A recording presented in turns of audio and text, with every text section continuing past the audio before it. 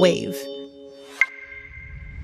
But I do think that I'm starting behind the 8 ball, as they say, with people. I'm constantly winning people over. I'm not starting with, people are not coming into interactions with me presuming positive intent. They're presuming negative intent. You mean to tell me that you genuinely identify as an underdog? Unfortunately, I would say in this current moment. You ever get worried? You're like, well, that's the last funny thing I'm going to say. No. I'm worried about not being funny on this. I get so sad because I know that the funniest things I'll ever say haven't even happened yet. That's really powerful. Yeah. Yeah. Do you know what? Actually, one of my meditations for this year is one of my meditations for this year is the best things are yet to come. And what I mean by that and sit with every single morning, there are a couple things I sit with every morning. One of them is when I am 90 years old, which I will be, looking back on my life thus far, but when I'm 90, there's so much left to do. Totally. The things that I will be the happiest about and most proud of have literally not even occurred yet in this moment. Wow. They're all ahead of me. They're in tomorrow, next week, next month. It really puts things into perspective. Well, it doesn't even matter if it's true, by the way. Right. You just have to tell yourself that in order to live. Living a happy life is about the lies that you tell yourself. And it's a beautiful and important thing to do. It's about the delusion. 100%. And I'm happy to be delusional. I also tell myself every morning that I am a loving person in a world that loves me back. And that one's beautiful. I believe that. That one's sweet. For you. It I don't believe it for me. But which part? You're not loving or the world doesn't love you back? What do you mean? Why would you say that? You have a beautiful, charmed life. For now. Are you practicing enough gratitude, Mary Beth? I practice gratitude. I could definitely practice it more. And thank you for calling me in on that. I'm calling you out. It feels like in. It felt like in that moment. No, it's in for sure. I think I have a lot of gratitude. I just wish that I wish I felt joy more. I'm working on it in therapy. Yeah? Yeah. How is that going? What is going to be the solution? We just started last week. We just started talking about it. It's good. Something I've been aware of for a long time though. Yeah. Well, so what did you say when you brought it up to your I'm not joyful enough? Well, I think it was more like when good things happen, are you able to really internalize that? And I was like, well, no. Yeah. Is that something people are doing? Yeah, wait, hold on. Were people internalizing joy the whole time? Because that's not something I have been practicing. Certainly not. Memo. No. But gratitude, yes. And I think it was really important for last year to end for me so that I could start this new chapter of 2026. And then I found out today the egg shop in Williamsburg is closing on Sunday. And I'm thinking what else?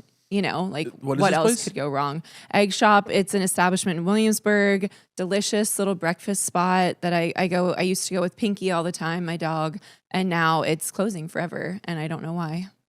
Egg Shop, please reach out and let us know what occurred. A twink DM'd me today and told me.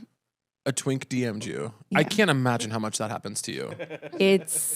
It's relentless, but I wouldn't have it any other way. That's something I have gratitude for. Do you know what's so funny? You're getting 1 million DMs a day from twinks. I'm getting 1 million DMs a day from straight guys and lesbians. What are we saying? Need to...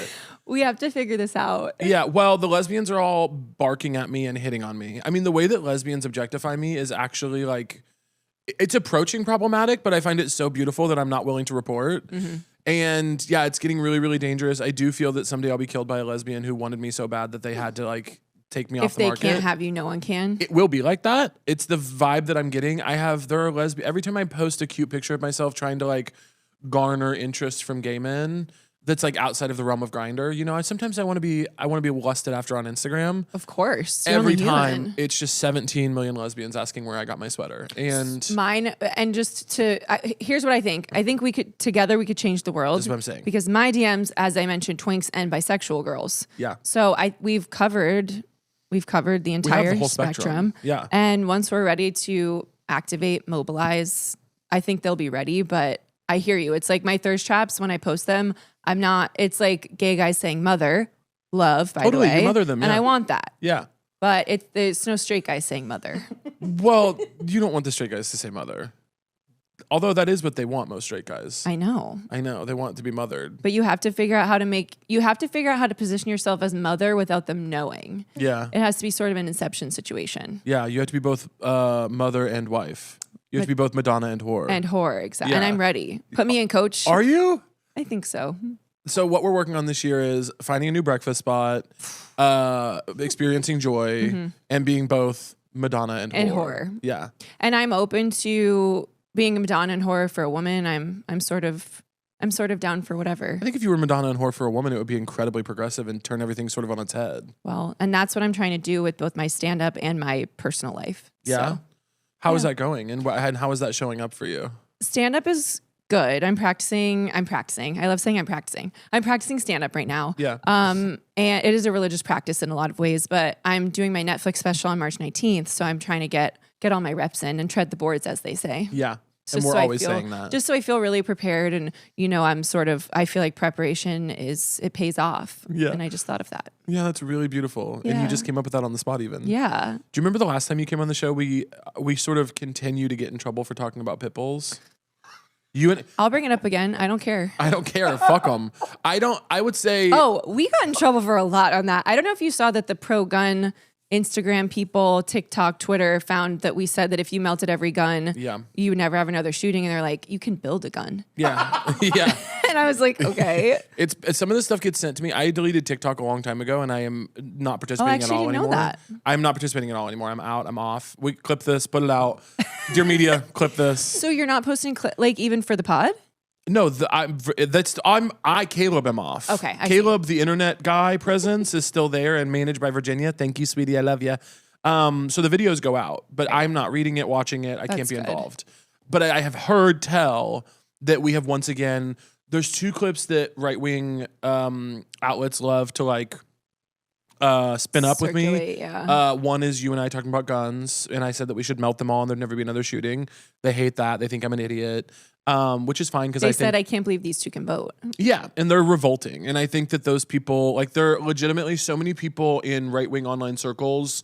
There will be a change in the tides eventually where it's not a right-wing despot in power, and it'll be someone like us, and they're in big trouble. They're in huge trouble. And then Nori Reed and I, there's a clip that goes right-wing viral every week of us. You can't imagine 2 comedians talking more facetiously. Right. We're talking satire. It's over their heads. So jokingly about being happy that our dads died because they were white men. I think at one point we literally say every time a straight white man dies, a trans person gets their wings. Yep. We're talking and right-wing people foaming at the mouth these fat blah. They're so mad. So one thing I wanted to bring up, since you just mentioned that you are still posting clips of the podcast on TikTok, but you personally are not on there. Say it. I've been explaining to my friends why I'm having trouble sleeping lately. And it's because, so I don't know if you've ever felt this. You and felt maybe my absence not. on TikTok. I have felt it, and it's keeping me up at night. Yeah, you're not sleeping. I'm tossing and turning. Yeah. I feel like, how the AI singularity thing, or maybe it's not AI, but just singularity in general, is when we've uploaded our consciousness to the cloud and we don't have use for physical form anymore. Yeah. I feel like as a person that's on the internet and trying to be a public figure or whatever, I feel like that's sort of happening already. Yeah. Where part of my consciousness is existing all the time on the internet. I'm never sleeping on the internet because your content is constantly being interacted with, commented on. It's you're living a whole life on there. Yeah. And it's it keeps me awake now. Yeah. And so I feel like we're sort of inching towards that, and it's really scaring me. Yeah. And I want my physical form. As much as I abuse it and I hate what I look like, I want it still. Do you hate what you look like? Sometimes, most of the time. Oh, wow. Yeah. I find that very surprising. You're so beautiful. I'm surprising you a lot today. You are. Wait till I start hitting on you. It's just, I'm looking forward. It's really tough when beautiful people hate the way they look. Thank you for saying that. It really brings my audacity to light. You know what I mean? Because I am beautiful, but I'm also fat in a society that hates fat people. And so the fact that I genuinely go through the day being God, I'm hot. And then to hear that someone who gets to be so thin, it can dislike their appearances. Well, God, Mary Beth, it just makes me sick. Well, and that's why I wanted to come on the podcast. To talk about was thinness. To just talk about thinness and how it is actually really hard. Yeah. And it's a tough thing you're going through. Yeah, it's really hard. Yeah, I can understand that totally. I mean, the number of people, I've lost a little bit of weight recently. Not trying, just sort of something that's happening. And people are really sounding off about it. I don't know if I'm allowed to say that I noticed. Okay. And because I'm perceptive and I'm clocking people's tea everywhere. Yeah. Yeah. My tea's been clocked. Yeah. You can't pull some shit like that and think that I'm not going to notice. You think I'm not going to notice a change in appearance? I'm going to notice. Oh, I'm noticing. But I'm not going to comment on it unless it is brought up in a public forum, like on a podcast. And here we are. So are people asking about if you're on GLP-1? Not asking. telling me. People, my DM, I would say every time I post a picture of myself lately, it is, and I really want this to stop. This is like beyond inappropriate and not something I enjoy. Just many people being like really disappointed that you're on Ozempic. I am not on Ozempic. I don't believe in that stuff unless you need it for a medical reason. I'm not interested in it. I am just like, I'm really annoyed by people's, I just feel like we have this conversation so often, like a million different ways about how we shouldn't comment on this stuff. Yeah. And people just feel so emboldened to like talk about your body in a way that I'm like, I don't understand it.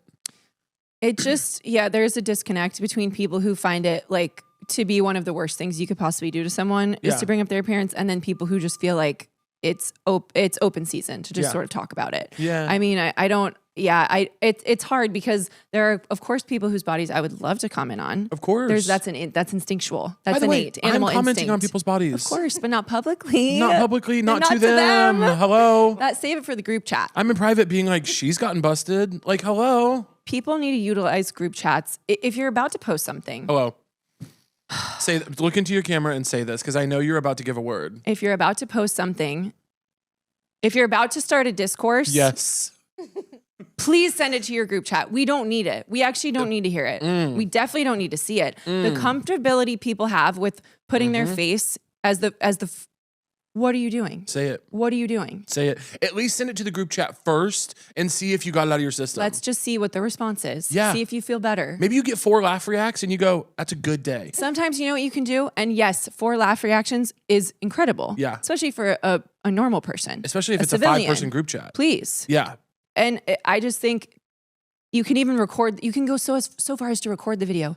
Type out the Instagram story. Yeah. You don't have to post it. Yeah. Let's just pull back a little bit. I can't tell you the number of times that I type out a Instagram create mode, which is my canvas, and Instagram create mode is my canvas. Of course. It's where I feel most special and most locked in. Instagram create mode is actually a place where I can play. And it's a place where I show up fully as myself. You know William Shakespeare's quill pen? Yes. It's like that. That's my Instagram create mode. But the number of times I do an Instagram create mode, like screed, and I go, I'm going to post this on main. And then as I'm typing, I go, it's close friends. And then as I'm typing, I go, I'm going to send this to 7 people specifically. Because close friends is an area where I actually can't even play that much anymore. No. I've seen people You can't trust burned. anyone. You can't trust anyone. And also, I've put too many, like, I used to at least be able to talk about my love life on Close Friends. I can't do that because I have lovers on there now. Yeah. My lovers are on Close Friends. And that's exactly where they should be. That's where they should be. But you think I can talk about, I want to talk about what's going on with my roster right now. I can't do that. I've got lovers on there. No. And I think what you just described, the idea of thinking, I'm going to post this publicly, then to Close Friends, then you save it for the group chat. Good mental health indicator. Yes. And good judgment. Wellness. It's wellness. Wellness. And I think that I'm happier bringing this to the podcast because I think more people need to understand the life cycle of a thought. It can be just that. Yeah. And also think about your lovers. Imagine that every lover you have or would ever want to have is reading the things you're posting. I'm just amplifying. There's nothing to add to that. I just amplify. I think we should be using Close Friends to communicate subliminally with the people that we have crushes on. Currently, sort of famously, I don't have a crush on anyone. So my close friends is truly just my closest friends and my family. Yeah, that's beautiful. And they're seeing pictures of my dog days before I post the same pictures of my dog on Yes, which is the privilege of being close to you. Exactly. I messaged a guy on Grindr the other night. He like tapped me, give a little interest alert. And I messaged him and I said, look, I know that we're going to hook up tonight, but I just want us both to promise we won't fall in love. And we like joked around for a little bit. Yeah. And then it was like super late. And I was like, okay, we're not going to hook up tonight, but we are going on a date next week. And I do feel randomly like, look, is there a chance this is my husband? I have a problem where I over-identify with the meet cute. I have a lot of meet cutes in my life and I over-identify and I go, this has to be my husband now. This is my chance, you know? And how do they, I guess it worked? Speaks volumes about someone based on their response to a DM like that. Cause can't we just have a little fun? That's the thing is I am being silly on Grindr and not a lot of people enjoying it. Well, I don't think I don't think of Grindr as a jovial place. But I'm being silly in a way where I will fuck you. And you know what I mean? You alone could change the culture. I'm trying to change gay guy culture. I want gay guys to have more fun. You know? I want straight guys to have more fun. I'm doing bits with them. I actually was thinking of you the other day because not that you've done this, but so many of my straight girlfriends would be like, "Oh, you're so lucky. All the good guys are gay." And I'm like, "Have you?" I love and appreciate that mentality, but until you've had to go on a date with a gay guy, until you've had to agree to some of the things I've had to agree to in conversation just to get ass, Yeah. like I have to agree. There are women I've never even heard of that I have to agree are mother, and like it's a nightmare. It's not different than talking about baseball. Okay, it's like the same thing. No, I know. We are the same. We're fighting the same battles out there. Yes, which is that we ultimately want to be hanging out with women. Just in different fonts. Just in different fonts, actually. Yeah, if those women knew gay guys, they would know that a lot of the bad ones are gay as well. Most. I mean, being a man is such a precarious thing. It's not real. We don't have an explanation for it in nature. No. Being a man and talking to a man. It's hard. I hate that it's happening to you right now. I know. Well, I'm actively not talking to them, but when I do, and when I get back out there, or straight guys, I mean, right, thank you. When I get back out there, I just want to have more fun. I feel like I could even turn the volume up a little bit on that because I'm getting to a level of comfortability where I just don't care if they think I'm insane. Yeah. So I'm gonna have fun, and I'm gonna look back on those bits that I did, be it one-sided or not, and I'm laughing. Fondly. I'm laughing. I'm looking back with fondness. And I'm telling my friends, I did this great bit the other day with this straight guy. Yeah. And I'm telling them, and we're all laughing. Yeah. The guy's never speaking to me again. Yeah. But that's not what's important, is it? Truly stepping out of I'm trying really hard to step out of my worried about being perceived as insane by a lover trauma, because it is worrying about being perceived as insane by a lover is stopping me from finding my husband, I feel. I need someone who's actually going to receive we have to promise we won't fall in love tonight when we've never spoken a word to each other. I need that to be received with an excitement. You need to be yes-anded. You need to be yes-anded. I'm sorry, I didn't train in improv for nothing. No, and I'm having fun with it. And I'm sorry if you can't keep up. Yeah. Actually, I'm not sorry. You should probably leave. We are going to cut something that I just said that was inappropriate. I think, circling to my point, gay guys in open relationships are a problem for me. Why are you talking to me? You already found your person. There's something called greed, and we're seeing a lot of it. Gluttony, even. Gluttony. And it's really ruining my life. Well, as a woman, a bisexual woman that was in an open relationship as well. Hold on. Can we sit with that? Let's let that sink in. Because let's let that sink in. As a woman, first of all, to be a woman in this space, thank you. Keep going. I would say that straight men in open relationships also need to be stopped. As someone who was dating one for several years, I benefited from being in an open relationship with a man as a bisexual woman because I got to hook up with women in that time. Yeah. And that was a very beautiful and rewarding experience for me. Yeah. Is an open relationship something that I would ever do again? At this point in my life, I can honestly say no. Now, let's say I'm with someone for 20 years. Yeah. I'm this minimum. This is everyone's big fantasy. I'm minimum 54 at this point, by the way. Yeah. But still have a lot of sexual energy. Yeah. And I am shooting a show in Budapest for 8 months, and there's a 27-year-old grip. Yeah. Who it's always wears the hell out of those Carhartt pants. It's all, dude. Let's just say maybe there'd be some negotiations. At this point in my life, it's not happening for me. I don't want it. I'm not seeking that, and I learned that that's just not who I am at this point. Here's what I want to say. This is something I'm experimenting with. And as we know, everything I say on this podcast is subject to pretty immediate disavowal. Yeah. That's what podcasts are for. That's what my life is. Yeah, that's what my life on the podcast is about. But here's something I'm experimenting with right now. I talk to gay guys about open relationships, and they end up in two different camps. They go, I'm firmly open right now. I want to be in an open relationship immediately when I start dating someone. Or they go, well, we wouldn't be closed forever. Of course, down the line. We start out closed, but of course, later on, we would open it. Here's something I'm trying to bring to the community. Mm-hmm. We meet, me and a guy. Yeah. Neither of us is dating someone else. Mm-hmm. We start dating each other. Yeah. We fall deeply in love. I'm going to cry. And we build a family and a life together. And then we die as each other's only lovers. And you never touch another person from that point forward. Yeah. And of course we lust after them. And of course we say, when we're in our 60s, we're sitting in the Bahamas and we see the cabana boy who's like 28.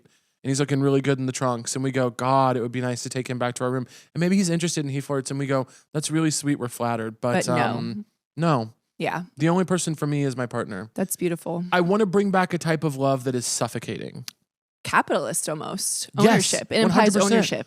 Mutual ownership of one another. That's what I'm interested in experimenting with right now. What if we fall deeply in love and no one ever gets to do anything to us ever again except each other? And what does it say about this current moment that we're in, that feels radical? Hello. It feels bad. To me, can I just say it feels bad? And I do want to say that my heart goes out to all the gay men who feel that there is a void inside them that can only be filled by many, many lovers. Yeah. Sometimes at the same time, sometimes just, it's all, my heart goes out because I do feel that it was done to you guys. I don't think you're born, but then maybe it's just like men being men. Maybe if straight guys could do that, they also would. But I just feel, my heart goes out. Do you feel that you're overstepping right now? No. I don't either. I don't. But I wondered for a moment. And can I tell you why? Yeah. I have a deep love, and we've talked about this as well, and it's one of our big differences. I have a deep love for gay men. I have a deep love for gay men. Don't say that. I have a deep love for them, and I feel that... You have a deeper love because you don't have to date them. Exactly. Yeah. And if I did, I wouldn't maybe feel this way. But I think, and I'm sure there's people that are going to be like, just annoying about this. I'm like... I am living as a member of the community, and I am trying to uplift gay men at every opportunity. Yeah. I'm trying to uplift every letter in the LGBTQIA at any moment. So I really stand on business and I stand on my actions. And the reason I feel like I can speak on this is because I am so close with so many community members that I have a pretty big sample size. Yeah. And that's where I'm coming from. And it's never like a criticism, oh, you should stop doing this. It's more like, I'm here for you. Yeah. And I hope we get to a place where you feel like you don't have to. My journey is that when I was younger, I hated the idea of an open relationship because I was insecure. Right. I didn't want my person to be out fucking other people because I feared that they would go out and find something better than me. Then I got to a place where I was like, that's not going to happen. Right. If you've chosen to be with me, it's because you love what I have going on. Yeah. And we can sleep with other people because they offer fun other sexual things, but he knows where home is. Totally. And so now you feel but hold on. Okay. Because there's been another metamorphosis. That was the last couple of years. Mm-hmm. He knows where home is was a beautiful chapter. Mm-hmm. But the thing with chapters that's so interesting is they end. And new ones begin. Yeah. He knows where home is was such a beautiful era of my life. It's a beautiful ethos. It's a poetic, beautiful ethos. And I'm sure it works for a lot of people. I bet it does. And right now I'm experimenting with, and I might, look, he knows where home is. The other thing about books is sometimes the theme comes back up. Sometimes you repeat a situation or an idea. Right now, I am experimenting with the idea that arranged marriages might be a good idea. That like a beautiful, unceasing commitment to another person might be the answer. Unwavering, no way out. Unwavering, no way out. It's a punishment in a beautiful way. I think that's how a lot of couples feel. They do, and I'm experimenting with it because I think it would be beautiful at this point. Look, I've slept with a lot of people. I'm not going to lie to you. No, and same. Right? And I'm like, what would it be like to commit to someone no matter what? I can't wait to find out for you. Also, one thing I do want to say is that my opinions are my opinions and they can be wrong, but they're mine. Yeah. You know what I mean? Like, I make a lot of declarations. As you know, I have a podcast of my own. And one thing I will always say is like, I might be wrong, but like, I can't change how I feel. Yeah. And so, and I could change my mind at any moment, by the way. That's what's so beautiful about being a Gemini. I'm seeing both sides of the coin. Mm. And I might change my mind, but this is where I'm at right now. And this is where you're at, is that you think maybe there is a romantic entanglement you could see that feels like something you are trapped in. And there can be a lot of beauty in that. I think, look, am I being sincere when I say that? I don't know. But I am experimenting with the idea that he knows where home is was just a chapter. And when I think about only sleeping with one person for the rest of my life, do I become like borderline suicidal? Of course. Yeah. But I want to commit to somebody, and I want to have kids with somebody.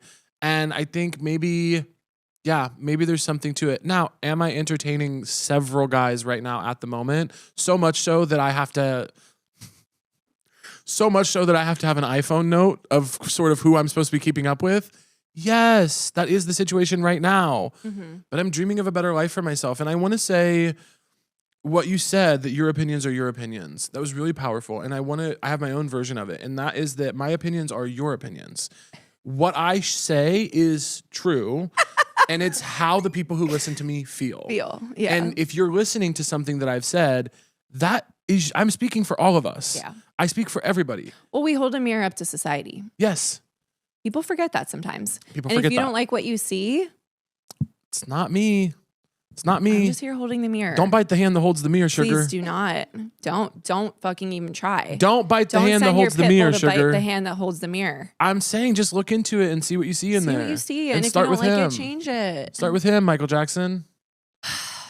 It's not easy. It's a lot of responsibility holding a mirror up to society like this. It is. Okay. We talked about dating and love. I feel like we really captured that.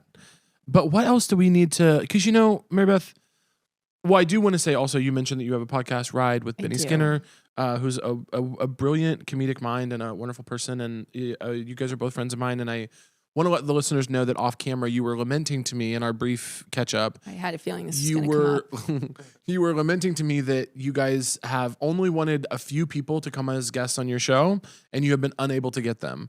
And of course that hit me hard because I have not been asked. And I would comfortably say I'm one of the podcast guests of our generation. Yeah. And that doesn't bring me pleasure. That's just my situation.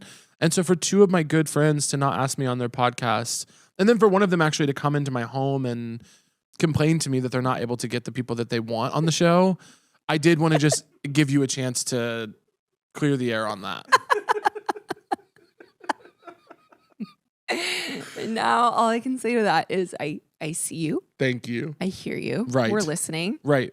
And what I then went on to tell you is that we've only tried to get 3 people. Yeah. And that we certainly have you on our list of people that we want to have on the podcast one day. Yeah. We don't do a lot of guests, but we will. I have a feeling that we will. I can't predict the future, but let's just say if I was betting on Polymarket, Yeah. if I was placing a bet, Yeah. which they now want everyone to become gambling addicts in this country and the world, I would put a lot of money on Caleb Hearon appearing on Ride the Pod. Okay. That means the world to me. Yeah. I think it would be special, but that's not actually what I was trying to get into. What I was trying to get into was the responsibility of the podcaster in today's society, which you and I carry that yoke heavily on our shoulders. Mm-hmm. And I think part of what we're supposed to be doing here is, fixing society.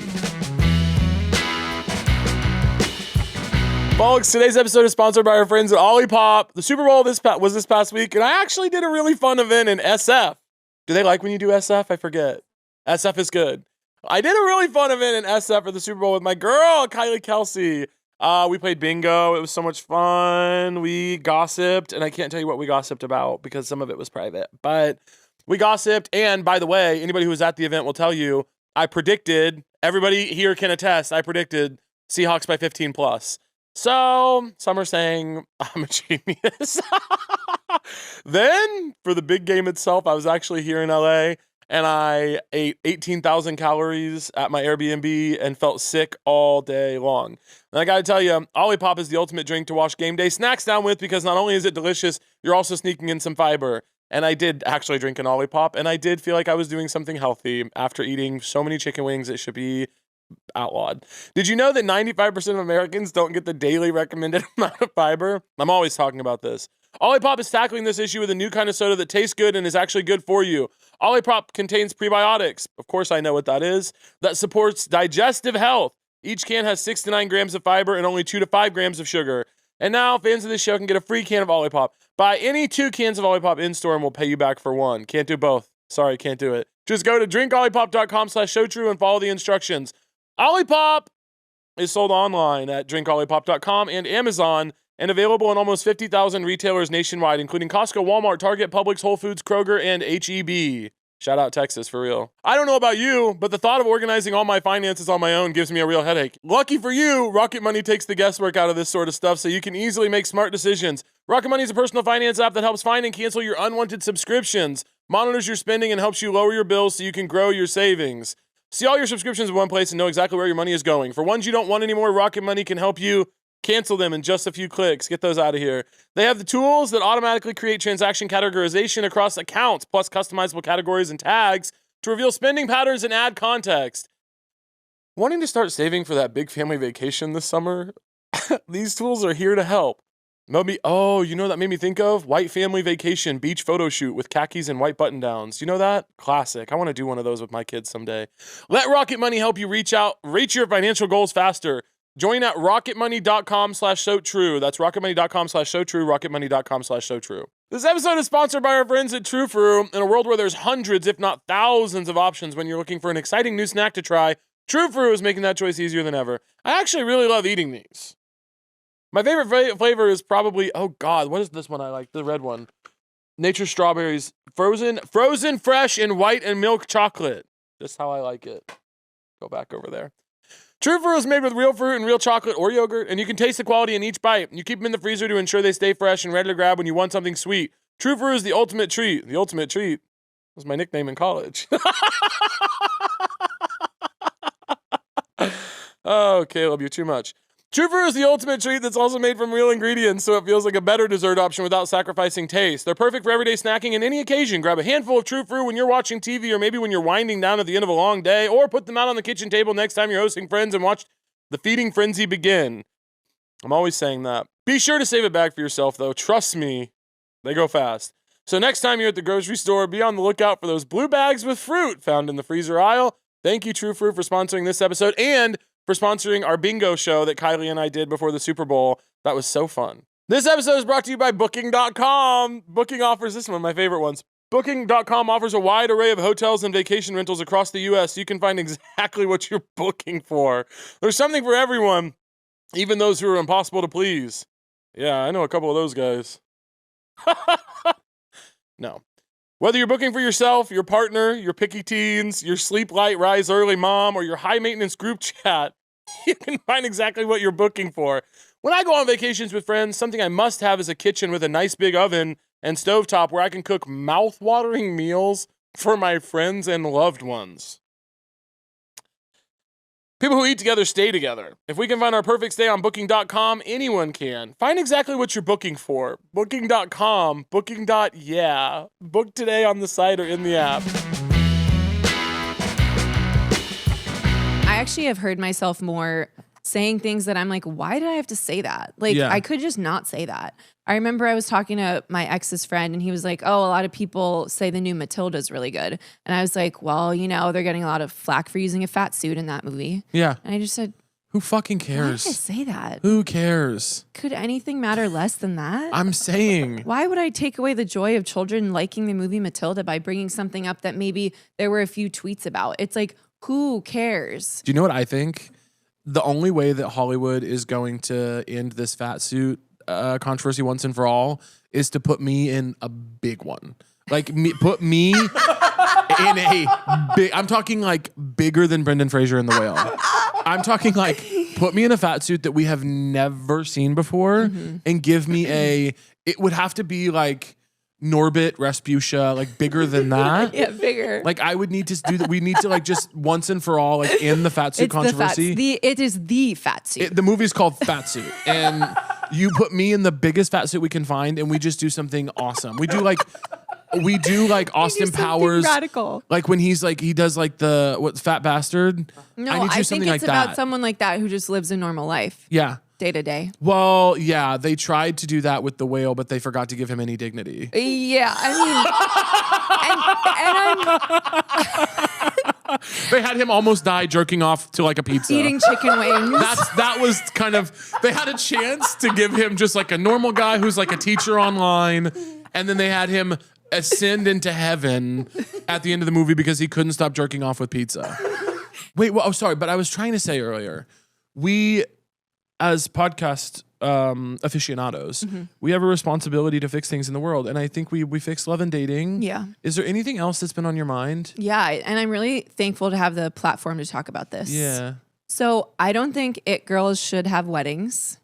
And if they do, they shouldn't post about them. Yeah. I think weddings are for the proletariat. Yeah. It girls have everything else in the world. Yeah. I think weddings are the one thing that normal girls get. Yeah. They get to feel like a princess for a day. It girls feel like a princess every day. Yeah. I don't need to see them in a white dress standing in front of a bunch of rows of chairs of people in formal wear. Yeah. We've seen it. Yeah. And so I think if you are going to do that, it should be no phones. You should have yonder cases. Yeah. All of your guests should lock their phones in yonder cases. It's for family. It's intimate. I don't need to see that. Yeah. And I'm not coming for any one it girl specifically because I saw that a few it girls have had weddings in the past, 12 to 18 months. And it really struck me as like they're taking something away. And I don't identify as an it girl, but should I reach that status, I won't have a wedding and post about it. Yeah. Because I think it just doesn't sit right with me. If you have more than 750,000 followers on Instagram, it's a courthouse wedding for you. It's going to have to be a courthouse wedding. It's going to be intimate. Maybe you're not even wearing shoes. Maybe I want the judge's phone in a Yonder case. Completely. Yeah, I don't want to. I don't want documentation to be public. Yeah, I think that's just again an opinion of mine. Yeah, and it's just something I've been wanting to speak on without offending anyone because I don't think that it girls should get offended. Yeah, can I just go a step further and say that it girls don't have the right to be offended? You have everything. Yeah. I do think that as a person who professionally gets attention, I have never been interested in a wedding because I think a wedding to me, I'm just like, why would I do that? Right. If I'm going to get everyone together, let's do a show. I want to do some stand up. Yeah. Let me perform. Yeah. I completely agree. I think that it's lost its appeal for me. What would feel more subversive is to do something small where it's like all my closest friends and family. Do you know here's what I'll say though, just as a fun idea. If we keep allowing it girls to have weddings, they need to do the divorces in the same manner. Dress up ceremony, phones out, pictures everywhere. Can I just say, I would love to take a peek at the prenup. Yeah. What are you hiding? Publish the prenup. Do you feel that you're at this point in your life, do you feel that you've become unlikable yet to the regular person, or do you feel still pretty connected? I was unlikable before. How so? You grew up pretty. I think it's... and this is going to make me sound bad too. It's just the way my face looks. Yeah. People think I'm always going to be coming in with negative energy, I think. Yeah. And so I've had, being blonde and having a dog completely changed my relationship with the service industry. And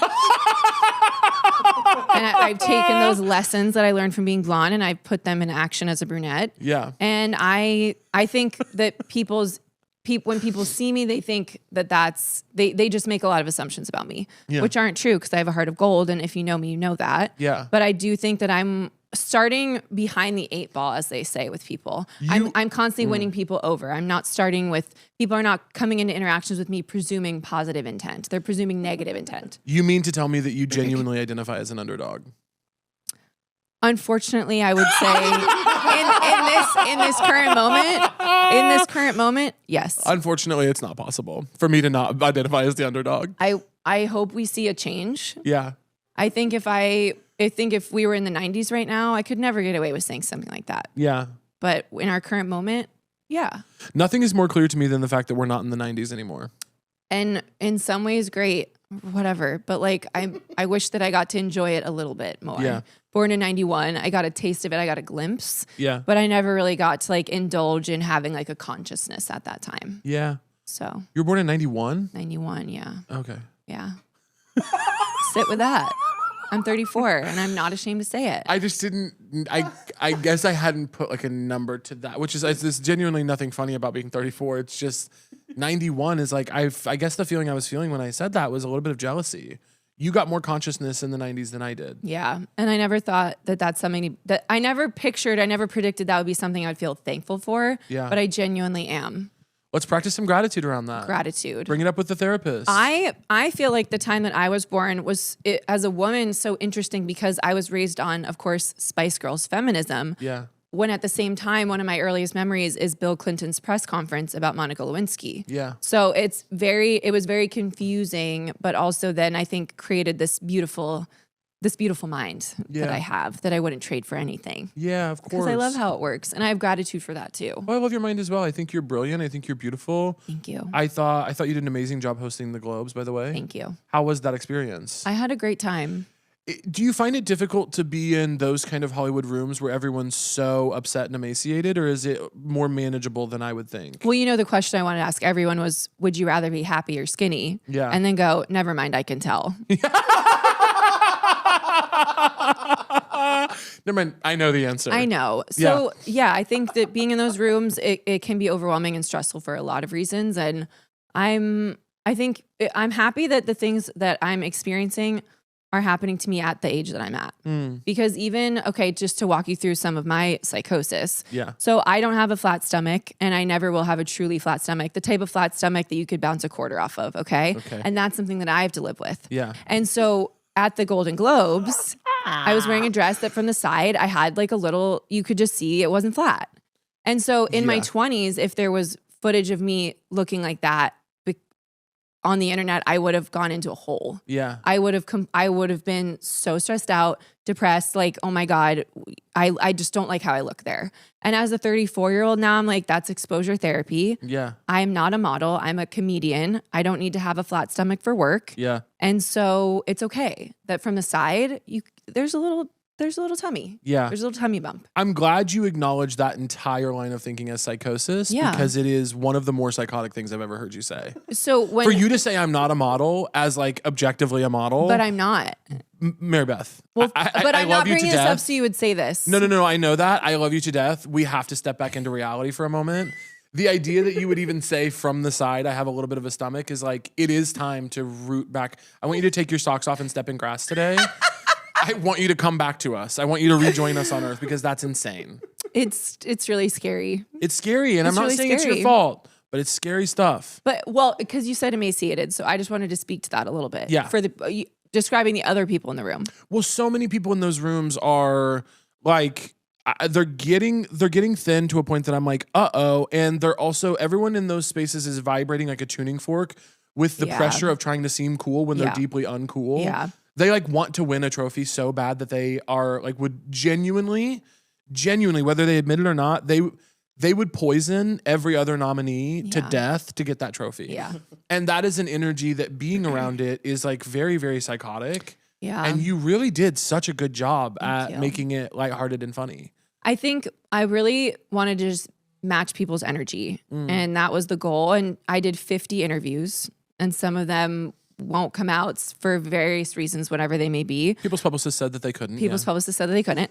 But I think it was really fun for me. I genuinely had a great time. And what I wanted to do was make people feel comfortable to the point. I wanted to make people feel comfortable by asking them questions that they didn't necessarily need an answer to, or giving them multiple choice, just because now that I've been on the other end of some of those interviews, I'm like, if you ask me how I feel in a certain moment, that's such a complicated question. And it's hard to answer without sounding like a fucking idiot, to be frank. So we wanted to create a back and forth that felt like there was no pressure on the person to be funny. We're going to have it be sort of lighthearted and silly.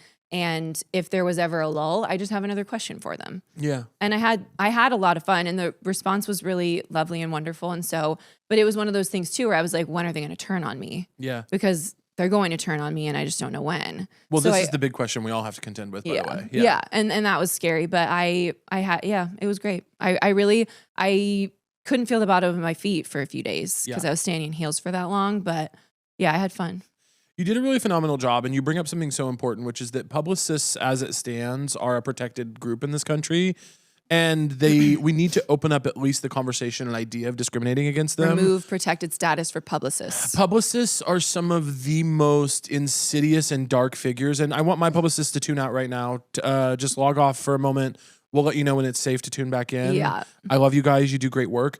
But publicists as a class of people are some of the most horrendous, like upsetting people I've ever had to interact with. I want to say too, there were some that we didn't put out.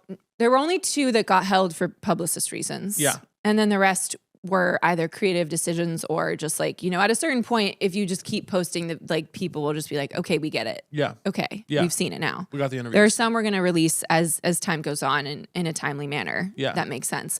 But yeah, there was a publicist lounge in the hotel. And it had a sign that says It had a sign that says Publicist Lounge. And when I walked by it, I had to chill. Sponsored by the biggest purses you've ever seen, by the way. Oh, the biggest purses, and Purdue Pharmaceuticals. By the way. Yeah. Really, really, yeah. Also, I want to tell public figures, please stop hiding behind your publicist. Stop it. It's not working.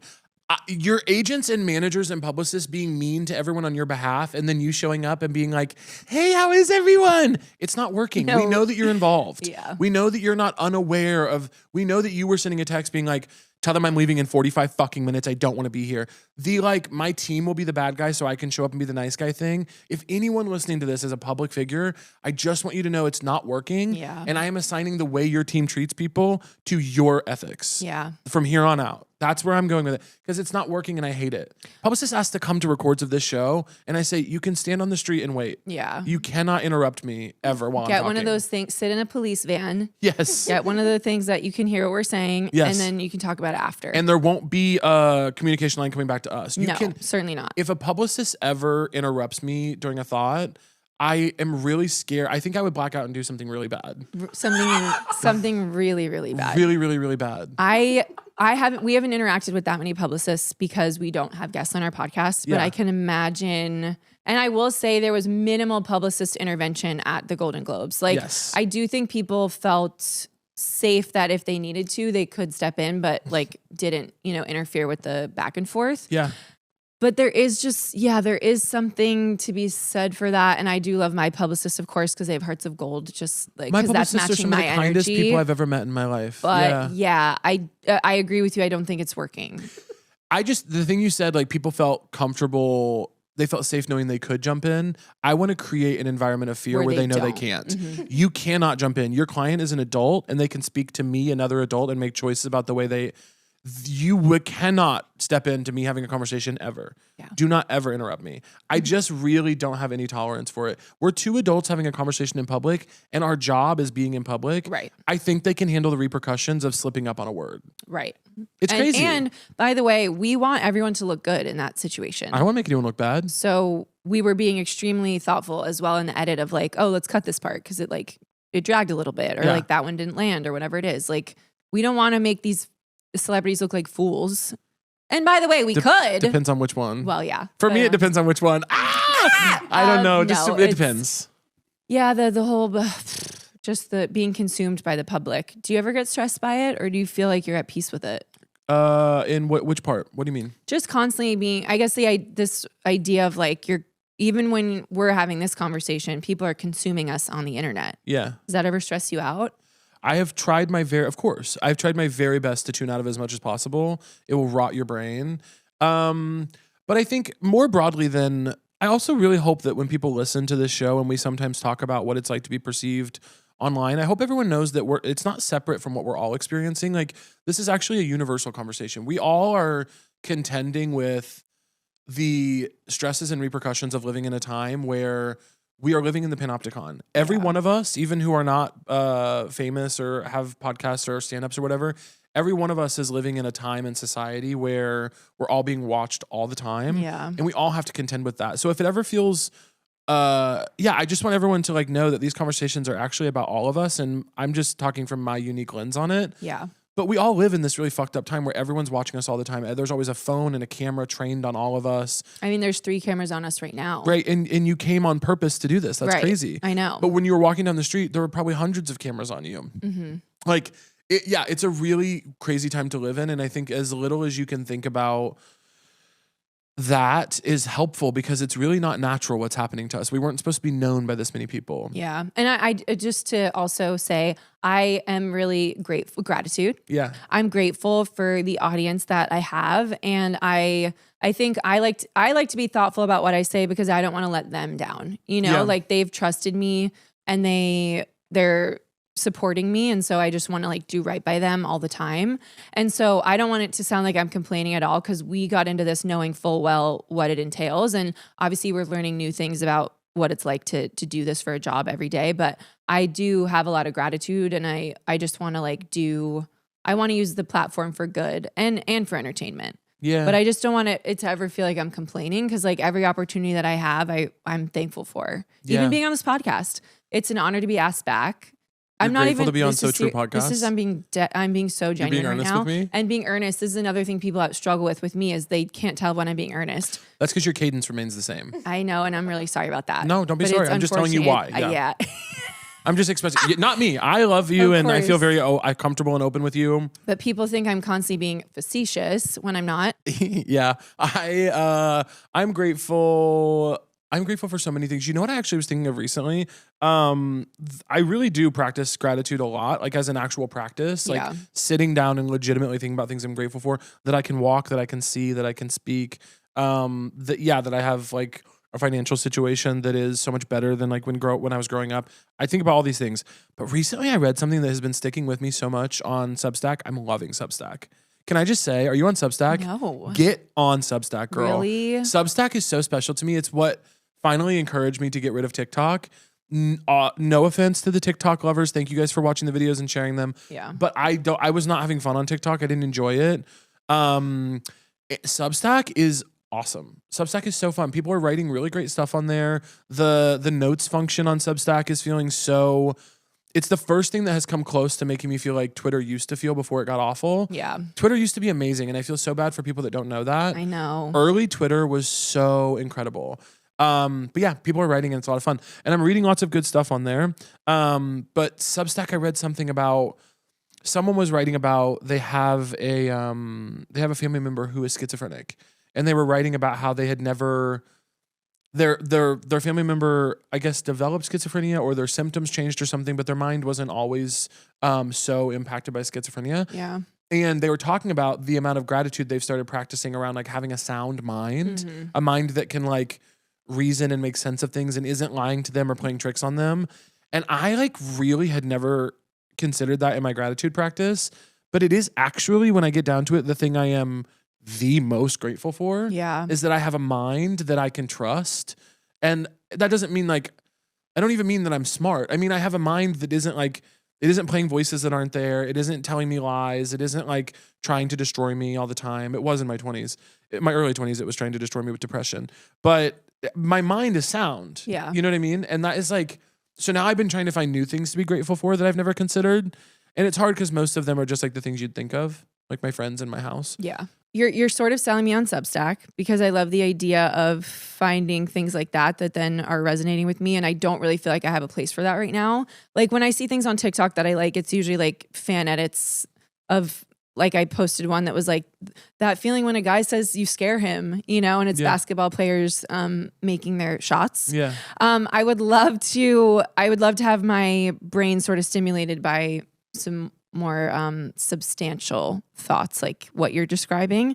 And I am thankful for my sound mind. I think one thing I haven't spoken about that much, which I'm sure I will speak on it more as I've like processed it. My dad had dementia toward the end of his life, and just watching him be able to trust his mind less and less. I've definitely been feeling more grateful for my health. Yeah, it's just about gratitude.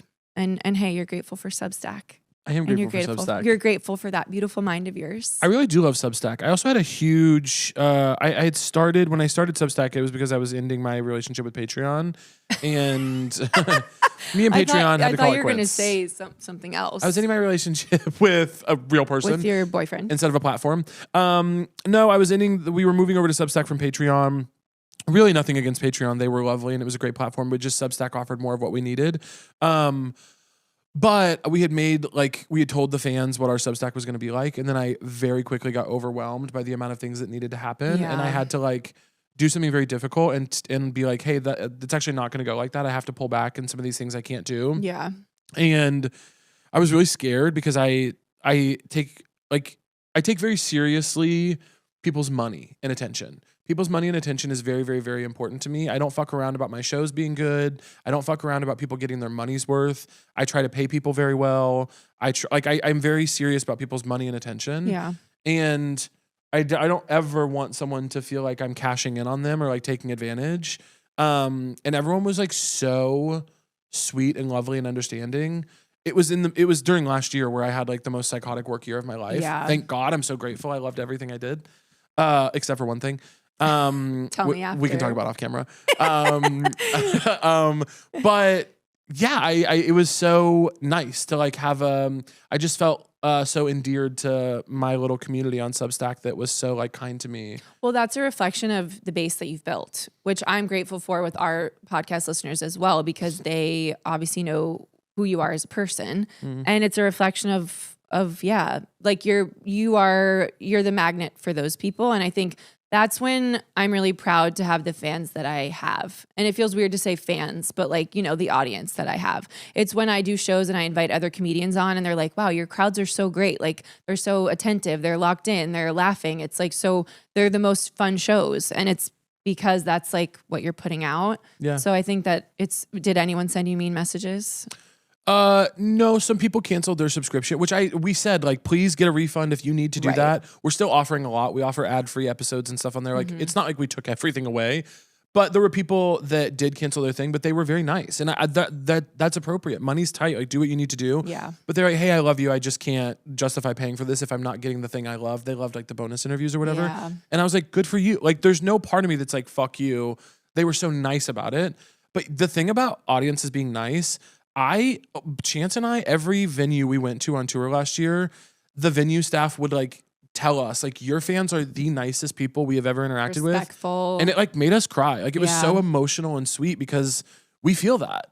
Like we do feel that like nice people like our stuff and our fans treat venue staff well. They tip, they like are polite and courteous and they follow the rules and are like, they're conscientious. They're nice people. Yeah. And it's probably the proudest, if I'm like proud of anything that I did last year, probably the proudest moments were like venue staff telling us that our fans were the nicest people that come in the building. It means a lot. Yeah. And the fact that, it's sort of a cycle because the fact that we would care about something like that, I think is why, you know what I mean? Yeah. Just people that are thoughtful and caring. And so I think if gratitude is the theme, then I'm feeling it. You're feeling gratitude? That's what I have to say. Are you happy? Be honest. I am not. Really? Not all the time. I have moments. Yeah. I guess I mean when I say that, I don't think there's such a thing as a happy person. Like capital H, it's a thing you are. But I mean, do you feel yourself experiencing a lot of happiness lately or are we working on it? We're working on it. Yeah. I think one thing that was hard about the Globes for me was like, I went home and I was by myself. Like I really want to be in a relationship. I want to be in love. I want to build a life with someone. So to leave something that was so much stimulation and feel like, oh my God, that was so fun. And then you go home and like no one's caring for me right now. And maybe that's important for my growth. And then when I meet the person, I'll be better because I'll know myself better about whatever, you know, all that crap. Yeah.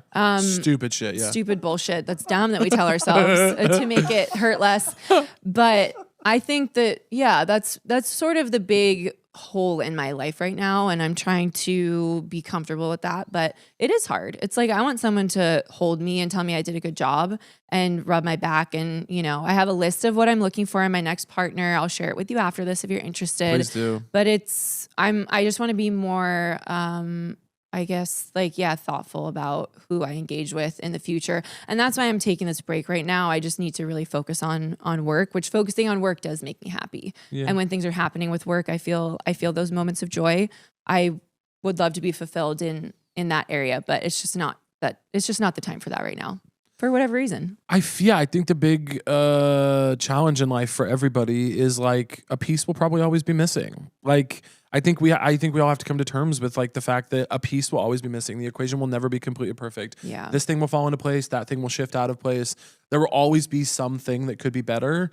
There will always be something that could be better. And that is so hard because I think the hardest part about trying to be a person who's happy more often than they're not is like we have to figure out because same I want to be in like a loving happy relationship, etc. Yeah. But yeah, you have to just we have to be like, oh, okay, it'll happen when it happens. It'll happen when it happens. And I guess I don't know, the people, it's so hard. You're like, oh, people listen to this and do that or think this or whatever. But like, I'm just being honest. I guess I've always just led with honesty and that's just how I'm feeling right now. It's like, I want a partner and I'm looking at my life and where I am at 34 is not where I thought I'd be in my like personal life. But and people are always like, we have all these great friends and blah, blah, blah. I'm like, well, I'm not going to bring my 12 best friends as my date to a wedding, am I? Yeah. You know exactly what the fuck I'm talking about. So don't come to me with that bullshit. Yes, of course. And I put so much into my friendships and my friends really showed up for me in a beautiful way last year, like you included. I had a very difficult year and I'm so grateful for that. But like, it's not the same as someone who's going to like wake up next to me and kiss me with morning breath and go get a coffee for me so I can sleep longer. Yeah. You know what I mean? Like my friends aren't doing that and I would never expect them to. I will say I took a pretty big swing when you called me about your dad passing. I know.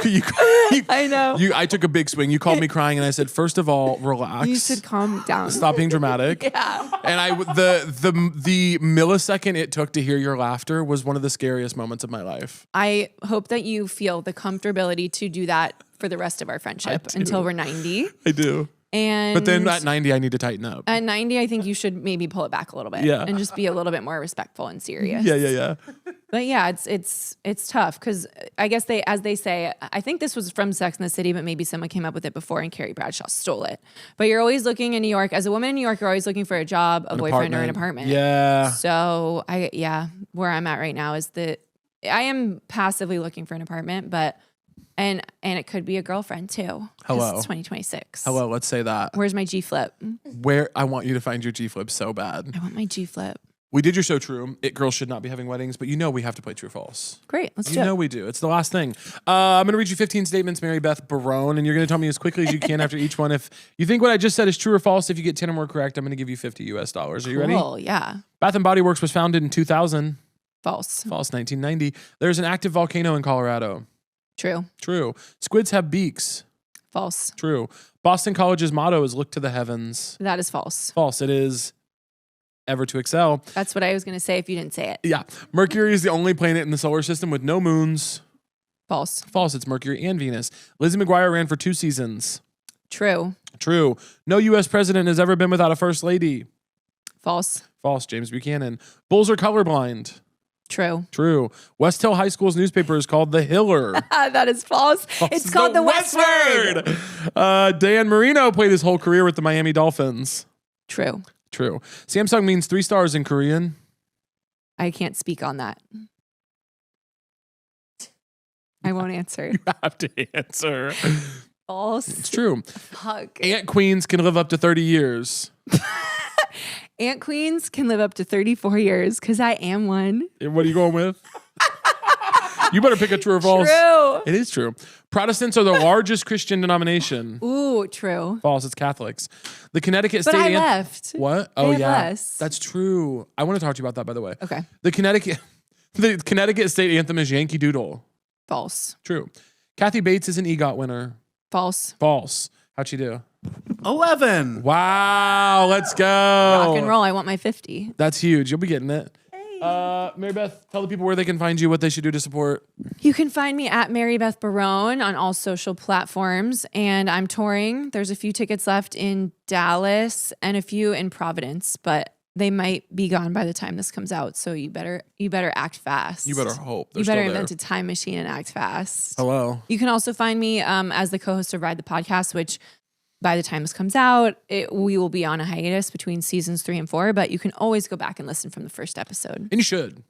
And you should. And you can watch Overcompensating on Prime Video.